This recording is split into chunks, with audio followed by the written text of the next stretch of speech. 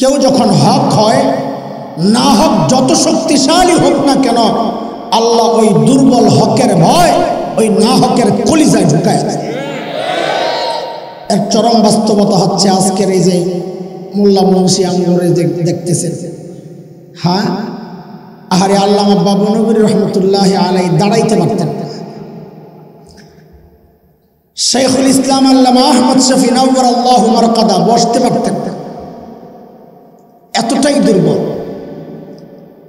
অথচ তাদের ভয়ে সারা দুনিয়া অস্থির। এ মোল্লা সবগুলারে চেক করেন, কি পাইবেন ওদের কাছে?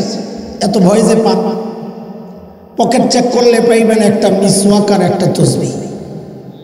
বলেন বলেন, তাইলে এত ভয় কেন? ভয়ের কারণ হচ্ছে এরা যে হক, আল্লাহ না হকের কলিজায় ভয় ঢুকায় আছে। বুঝে আসছে কথা? বড়দের উপর নির্যাতন কেমন চলতো, তো একটা উদাহরণ বুঝে আপনাদেরকে। আমেরিকান ডলার দেখছে, কথা বলে না। আমি $1 কথা বলছি, আবার পরে আমার তথ্য $10 যায়া তালাশ করে আমার বোকা হুজুর বানাইয়া দিয়ে। কত ডলার? $1 এক পাশে দেখবেন আমেরিকার সাবেক কোনো প্রেসিডেন্টের ছবি, আরেক পাশে দেখবেন পিরামিডের ছবি। কিসের? ডলার কোন দেশে, পিরামিড কোন দেশে? কি আজীব কাহিনী! মিশরের পিরামিড কেন আমেরিকান ডলার? কথা বুঝেন নাই? এটা কি বাংলাদেশের রিক্সার পিছনের সাইনবোর্ড যে একটা লাগাই দিল, এক পাশে বাইতুল মুকাররম আর এক পাশে তাজমহল, কিরে মিলল নি? না মিললে কিছু সুন্দর তো লাগবে। আমেরিকানরা কি এতটা বোকা? কথা বলে, আমার সাথে কথা বলা লাগবে ভাই। আমি বক্তা না, আগেই বলি। আপনারা বক্তা বলতে মাথায় যে একটা সেট আপ নিয়ে বসছেন তো ধোকা খাবেন। আমি বক্তা না, পড়াই, মাদ্রাসায় পড়াই। আপনাদের এই মাদ্রাসার মতো আমিও কোনো মাদ্রাসা পড়াই, কোনো মাদ্রাসা চালাই। ছাত্র যেভাবে পড়াই বয়ান ওইভাবেই করি। আর আজীবন গলা ভাঙ্গা পাবলিক আজকে আরও শেষ, আজকে নাই। কাজে আমার সাথে কথা না বললে আমি পারবো না আলোচনা আগাইতে। বুঝে বুঝে একটু একটু করে আগান। উড়া দুরা 4-6 পিটানোর প্লেয়ার আমি না, আগের থেকে বলি। যদি কেউ মনে করে জানগা, খামাখা কষ্ট নিয়ে বইয়া থেকে লাগবে, চা খান গাছে। আমেরিকানরা কি বোকা? তো কি? হ্যাঁ, এটা শোনার জন্যই তো জিজ্ঞেস করছি। চালাক না, বোকা না, চালাক না, মাঝামাঝি আরেকটা আছে, ওটার নাম বাটপার। বলেন ওরা কি? কারণ এটা আমার কথা না, এটা কোরআনের কথা। যে রব চিনে না, বুঝতে হবে তার মাথায় মগজ নাই। যে রব চিনে, রবের সৃষ্টি দেখে রব বুঝে, আল্লাহ বলেন বুঝা গেল তার মাথায় মগজ আছে। সূরা আলে ইমরানে আসছে না? আমার তখন আয়াত পড়ার মতো যে শক্তি দরকার, ওই শক্তি নাই। এই জন্য আয়াত অনেক ছেড়ে দেব, যতটুকু না হইলে নয়। আয়াত পড়তে কষ্ট লাগে অনেক। মালিক বলেন, ইন্না ফি খালকিস সামাওয়াতি ওয়াল আরদি ওয়া ইখতিলাফিল লাইলি ওয়ান নাহার লাআয়াতিল লিউলিল আলবাব। আল্লাহ বলেন যার মাথায় মগজ আছে, এই সৃষ্টির পরিবর্তন, রাত দিনের বিবর্তন, এই আসমান জমিনের সৃষ্টির মধ্যে সে তার রবকে তালাশ করে ফেলে। বুঝা গেল যে রব মানে না, রব চিনে না, ওর মাথায় কি নাই? মগজ নাই। বল কি আছে তাইলে? মগজ তো দেখা যায় আছে অপারেশন করলে। ওগুলা মগজ না, মগজ না, ওগুলা ডিজিটাল গোবর। ডিজিটাল গোবরের প্রতিক্রিয়া চালাকি না, ওটাকে বলে বাটপারি। বুঝে আসছে কথা? মুন্সিরা বসছে সব বয়ান সাবাস। এরা যে কত নেককার। ওই যে আজকে মুস্তাফাগঞ্জ মাদ্রাসায় শেষ দেখা, ওখানে হেলিকপ্টার নামছে, বসতি হুজুরা বসছে একটু চা খাইতে, জানলা দিয়ে সব পিছিয়ে পিছিয়ে ঘুরা ঘুরা। একটা বলতেছে, আহারে দেখা মন জোড়ায় না, কেমন লাগে না তো দিয়ে আমার চোখের বাড়ি বেরিয়ে গেছে। কই কিটা কি নেককার ওরা। আল্লাহ আল্লাহ, আমি সাথে সাথে বলছি আল্লাহ সবগুলারে হক্কানি রব্বানি আলেম বানায়। আপনাকে লাগবে না দোয়া? জান দিলাম 40 জন মাশাআল্লাহ। আল্লাহ সবাইকে হক্কানি রব্বানি আলেম বানায় দেন, গোটা দুনিয়ার হেদায়েতের জরিয়া বানায় দেন। আচ্ছা, এক অসঙ্গতি পাইলাম, ডলার আমেরিকান লাগাইছে পিরামিড কোন দেশি?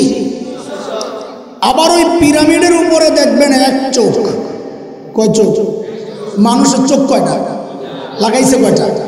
আরেক গ্যাঞ্জাম। কিরে ভাই এত গ্যাঞ্জাম কেন?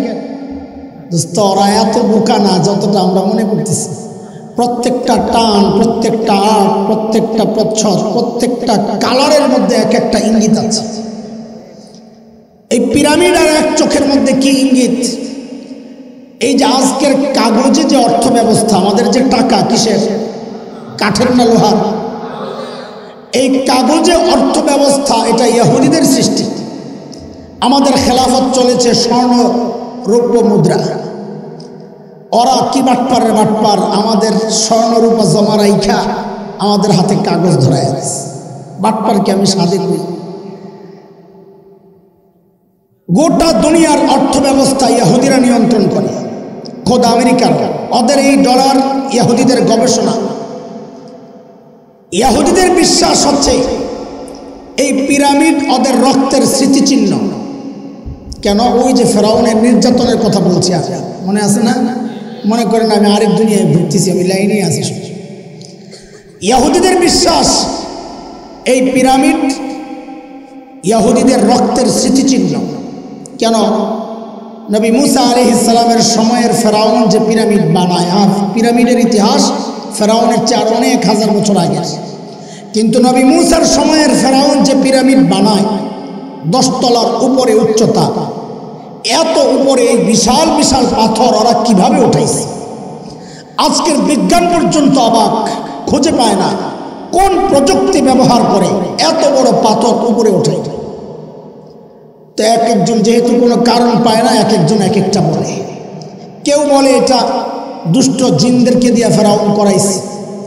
এই জন্যে দেখবেন দুষ্ট জিন, দাজ্জাল, শয়তানের, ইহুদিদের একটা গোপন সংগঠন আছে, তার নাম হচ্ছে ইলুমিনাতি। এই গোপন সংগঠনের সিম্বল, চিহ্ন, মার্কা এই পিরামিড। এটা হচ্ছে একটা বক্তব্য। কিন্তু ইহুদিদের বিশ্বাস হচ্ছে ফেরাউন যখন পিরামিড বানায় তখন এই বনি ইসরাইলদেরকে একসাথে করে একজনের কাঁধে একজন, একজনের কাঁধে একজন, এইভাবে উপরের দিকে উঠায়া এই বড় বড় পাথর যখন উপরের দিকে ওঠায়, বহু পাথর উপর থেকে ছুটে নিচে পড়ে। হাজার হাজার বনি ইসরাইল এই পিরামিডের গোড়ায় মৃত্যুবরণ করেছে। এটা ইহুদিরা মনে রাখছে, যেটা আমাদের রক্তের স্মৃতিচিহ্ন। আচ্ছা বুঝলাম, এক চোখ কেন দিছ? এক চোখ হচ্ছে দাজ্জালের সিম্বল। কিসের? ইহুদিদের বিশ্বাস হচ্ছে দাজ্জাল হচ্ছে ইহুদিদের ত্রাণকর্তা। দাজ্জালের নেতৃত্বের তারা এই গোটা দুনিয়ার নেতৃত্ব আর কর্তৃত্ব গ্রহণ করবে বিশ্বাস ওরা রাখে। কাজেই ওরা দুনিয়াবাসীকে এই পিরামিড এবং এক চোখের মাধ্যমে একটা থ্রেট দিচ্ছে, এই দুনিয়ার মানুষ খুব শিগগির আমরা আমাদের নেতাকে সামনে নিয়ে, মসিহুদ দাজ্জালকে সামনে রেখে খুব শিগগির আমরা আসছি। গোটা দুনিয়ায় যত রক্ত আমাদের ঝরেছে সব রক্তের বদলা আমরা নিয়ে নিই। ওই থ্রেট ওরা ওই পিরামিড আর এক চোখ দিয়ে রাখছে। এই তথ্য বোঝানো আপনাদেরকে আমার মাকসাদ না। আমি বলতে চাচ্ছি যে বনি ইসরাইলের উপর ফেরাউন কি নির্যাতনটা করেছে যে এত বছর পরেও বনি ইসরাইল সেটা ভুলতে পারে না।